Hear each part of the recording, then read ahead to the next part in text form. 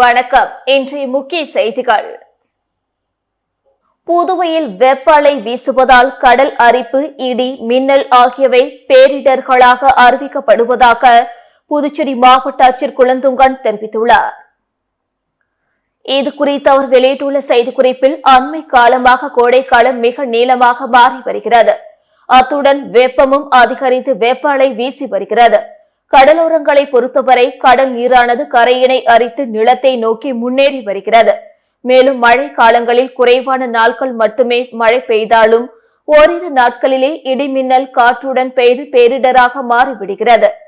மழை உள்ளிட்டவற்றால் ஊர்களின் உள்கட்டமைப்பு பெரிதும் பாதிக்கப்படுவது மட்டுமில்லாமல் விலை மதிக்க முடியாத மனித உயிர்களையும் இழக்க நேரிடுகிறது. ஆகவே அதனை கருத்தில் கொண்டு புதுவை அரசு வருவாய் மற்றும் பேரிடர் மேலாண்மை துறையின் அரசாணையின்படி வெப்ப அலை வீசுவதால் கடல் அரிப்பு மற்றும் இடி, மின்னல் ஆகியவற்றை புதுவை மாநிலத்தின் குறிப்பிட்ட பேரிடர்களாக அறிவித்துள்ளது. அதன்படி 3 பேரிடர்களால் பாதிக்கப்பட்டு இறப்பு அல்லது காயம் அடையும் நிலை ஏற்பட்டால் மாநில பேரிடர் மீட்பு விதிமுறைகளின்படி புதுவை ஒன்றிய பிரதேச பேரிடர் மீட்பு நிதியிலிருந்து இழப்பீடு வழங்கப்படும் என குறிப்பிடப்பட்டுள்ளது. ஸ்மார்ட் சிட்டி திட்டத்தின் கீழ் புதுப்பிக்கப்பட்டு திறக்கப்படாத புதுச்சேரி தாவரவியல் பூங்கா பேட்டரி கார்களில் ஆடியோ செட்டுகள் திருடு போனது அதிர்ச்சியை ஏற்படுத்தியுள்ளது. தாவரவியல் பூங்கா புதுப்பிக்கும் பணிகள் முடிந்து கடந்த 1 மாதத்திற்கு முன்பே ஸ்மார்ட் சிட்டி திட்ட அதிகாரிகளிடம் ஒப்படைக்கப்பட்டு விட்டது. ஆனால் திறப்பு விழா நடத்தாமல் பூட்டி கிடக்கிறது. இந்நிலையில் வயதானவர்கள் மற்றும் மாற்றுத்திறனாளிகள் பூங்காவை சுற்றி பார்க்க வசதிக்காக 4 பேட்டரி கார்களும் மற்றும் புதிதாக பேட்டரியில் இயங்கும் ஒரு சிறுவர் உல்லாச ரயிலும் வாங்கப்பட்டு பூங்காவில் நிறுத்தப்பட்டுள்ளது. இதில் பேட்டரி கார்களில் பாடல்களை கேட்டுக்கொண்டே பயணிக்கும் வசதி உள்ளது. பூங்காவில் திறந்த வெளி நிறுத்தப்பட்டிருந்த 3 பேட்டரி கார்களில் இருந்த ஆடியோ செட்களை மர்ம நபர்கள் திருடி சென்று விட்டனர். மேலும் சிறுவர் உல்லாச ரயிலுக்காக அமைக்கப்பட்டுள்ள தண்டவாளங்கள் துருப்பிடித்த நிலையில் இருந்து வருகிறது. பூங்கா திறப்பதற்கு முன்பாகவே வாகனங்களில் பொருட்கள் திருட்டு, தண்டவாளம் துருப்பிடித்தல் உள்ளிட்ட பல்வேறு பிரச்சனைகள் எழுந்துள்ளது பூங்கா ஊழியர்களை அதிர்ச்சியில் ஆழ்த்தியுள்ளது. ஊதியக்குழு பரிந்துரைகளை அமல்படுத்த கோரி ஓய்வூதிய சங்கத்தினர் அண்ணா சிலை அருகே கண்டன ஆர்ப்பாட்டத்தில் ஈடுபட்டனர். தேசிய ஓய்வூதிய சங்கங்களின் ஒருங்கிணைப்பு குழு புதுச்சேரி கிளை சார்பில் மத்திய அரசு கடந்த மார்ச் மாதம் 25ஆம் தேதி நிறைவேற்றிய நிதி சட்டத்தில் ஓய்வூதியதாரர்களுக்கு பாரபட்சம் காட்டும் பிரிவை திரும்ப பெற வேண்டும், 8வது ஊதிய குழுவின் பரிந்துரைகளை அனைத்து ஓய்வூதியதாரர்களுக்கும் அமல்படுத்த வேண்டும் என்று வலியுறுத்தி புதுவை அண்ணா சிலை அருகில் ஆர்ப்பாட்டம் நடந்தது. ஆர்ப்பாட்டத்திற்கு புதுச்சேரி கிளை தலைவர் நடராஜன் தலைமை தாங்கினார். இதில் பொது செயலாளர் ராதாகிருஷ்ணன், சங்கத்தின் பொறுப்பாளர்கள் சண்முகம், கலியமூர்த்தி, ராமகிருஷ்ணன், அரசு ஊழியர் சம்மேளன நிரந்தர செய்தி தொடர்பாளர் கலைமாமணி, டாக்டர் நமச்சிவாயம் உட்பட பலர் கலந்து கொண்டு மத்திய அரசுக்கு எதிராக கோஷங்கள் எழுப்பினர். காலப்பட்டு மத்திய பல்கலைக்கழக வளாகத்தில் உள்ள பேராசிரியர் குடியிருப்பில் உள்ள வீட்டை உடைத்து தங்கம், வெள்ளி மற்றும் பணம் கொள்ளையடிக்கப்பட்ட சம்பவம் பெரும் பரபரப்பை ஏற்படுத்தியுள்ள நிலையில் இது தொடர்பான சிசிடிவி காட்சிகள் வெளியாகி பரபரப்பை ஏற்படுத்தியுள்ளது. புதுவை காலப்பட்டு மத்திய பல்கலைக்கழக பேராசிரியர்கள் குடியிருப்பில் வசித்து வருபவர் மைக்ரோ பயாலஜி பேராசிரியர் சித்தார்த் புஷி. ஆந்திர மாநிலத்தை சேர்ந்த இவர் குடும்பத்தோடு இந்த வீட்டில் தங்கியிருந்து பல்கலைக்கழகத்தில் பணியாற்றி வருகிறார். குடும்பத்தோடு கடந்த 2 நாட்களுக்கு முன்பு சிம்லா சுற்றுலா சென்றார். இந்நிலையில் அவரது வீட்டின் கதவு திறக்கப்பட்ட நிலையில் கிடந்தது. இதனால் சந்தேகமடைந்த காவலாளிகள் காலாப்பட்டு போலீசாருக்கு தகவல் தெரிவித்தனர். இன்ஸ்பெக்டர் தனசேகர் தலைமையிலான போலீசார் சம்பவம் நடந்த வீட்டை பார்வையிட்டனர். சிம்லா சுற்றுலா சென்ற பேராசிரியர் சித்தார்த் புஷிக்கு தகவல் தெரிவிக்கப்பட்டது.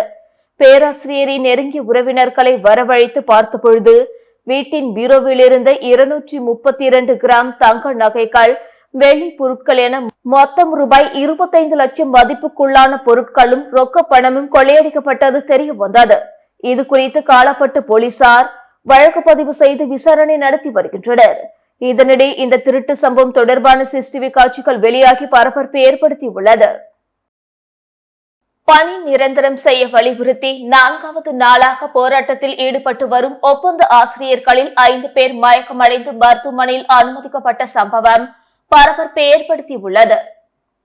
புதுச்சேரியில் கடந்த 2020ஆம் ஆண்டு காங்கிரஸ் ஆட்சியில் கல்வித்துறையில் 288 பேர் ஒப்பந்த ஆசிரியர்களாக பணியமர்த்தப்பட்டனர்.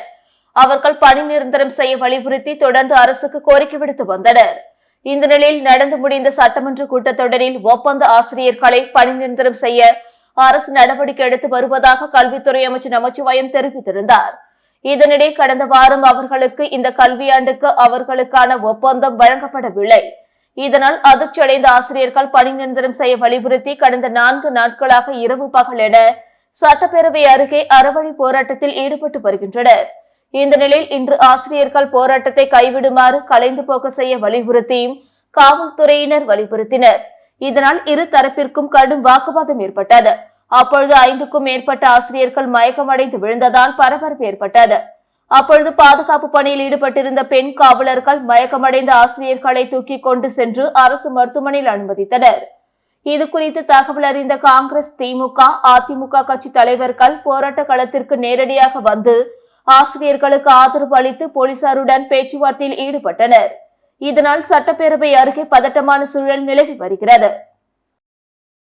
உசுட்டேரி லட்சுமி நாராயண மருத்துவக் கல்லூரி வளாகத்தில் கிராமங்களுக்கு இடையிலான 6 அணிகள் பங்கேற்கும் ஊசுடு பிரீமியர் லீக் போட்டியின் தொடக்க விழா நடைபெற்றது. ஊசுடு தொகுதிக்குட்பட்ட கிராமங்களுக்கு இடையிலான கிரிக்கெட் லீக் போட்டி இன்று ஆக்கரம் லட்சுமி நாராயண மருத்துவக் கல்லூரி ஸ்லிம்ஸ் மைதானத்தில் நடைபெற்றது.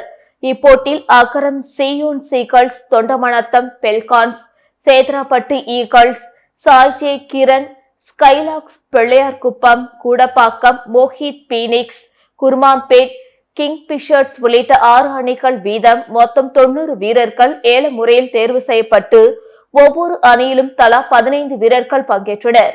இப்போட்டியினை கிரிக்கெட் அசோசியேஷன் ஆஃப் பாண்டிச்சேரி தலைவர் தாமோதரன் துவக்கி வைத்தார். இதில் சிறப்பு அழைப்பாளராக அமைச்சர் சரவணன்குமார் கலந்து கொண்டு விளையாட்டு வீரர்களிடையே சிறப்புரையாற்றினார். இப்போட்டி 500க்கும் மேற்பட்ட பார்வையாளர்கள் கண்டு ரசித்தனர். புதுவை மாநில போக்குவரத்து துறையில் பணியாற்றும் ஒப்பந்த ஓட்டுநர்கள், நடத்துனர்கள் ஏப்ரல் 9ஆம் தேதி முதல் வேலைநிறுத்த போராட்டத்தில் ஈடுபட போவதாக புதுச்சேரி அரசு ஊழியர் சங்கங்களின் சம்மேளனம் அறிவித்துள்ளது. அரசு ஊழியர் சங்கங்களின் சம்மேளனம் சார்பில் செய்தியாளர் சந்திப்பு நடைபெற்றது. அப்போது செய்தியாளர்களிடம் பேசிய கௌரவ தலைவர் பிரேமதாசன், கடந்த 2015ஆம் ஆண்டு புதுவை சாலை போக்குவரத்து கழகத்துக்கு ஒப்பந்த அடிப்படையில் பேருந்து ஓட்டுநர்கள், நடத்துனர்கள் நியமிக்கப்பட்டனர். அவர்கள் கடந்த 10 ஆண்டுகளாக குறைந்த ஊதியத்தில் பணிபுரிந்து வருகின்றனர். இதனால் அவர்கள் பணி நிரந்தரம் உள்ளிட்ட கோரிக்கைகளை வலியுறுத்தி போராட்டங்களில் ஈடுபட்டனர். இதனால் பேச்சுவார்த்தை நடத்தப்பட்டு பணி நிரந்தரம் செய்யப்படுவதாக வாக்குறுதிகள் அளித்தும் நிறைவேற்றப்படாமலே உள்ளன. கோரிக்கை நிறைவேற்றப்படாத நிலையில் ஏப்ரல் 9ஆம் தேதி புதுச்சேரியில் சாலை போக்குவரத்து ஒப்பந்த ஓட்டுநர்கள், நடத்துனர்கள் உள்ளிட்டோர் வேலைநிறுத்த போராட்டத்தில் ஈடுபட உள்ளனர் என்றார். வில்லியனூர் லூர்து மாதா ஆலய குளத்தை பழமை மாறாமல் புதுப்பிக்கும் பணியினை எதிர்க்கட்சித் தலைவர் சிவா நேரில் ஆய்வு செய்தார். வில்லியனூரில் அமைந்துள்ள தூய லூர்து அன்னை ஆலயம் 142 ஆண்டுகள் பழமை வாய்ந்தது. மாதா குளம் கடந்த பெஞ்சல் புயல் மழையின் போது மிகுந்த சேதமடைந்தது.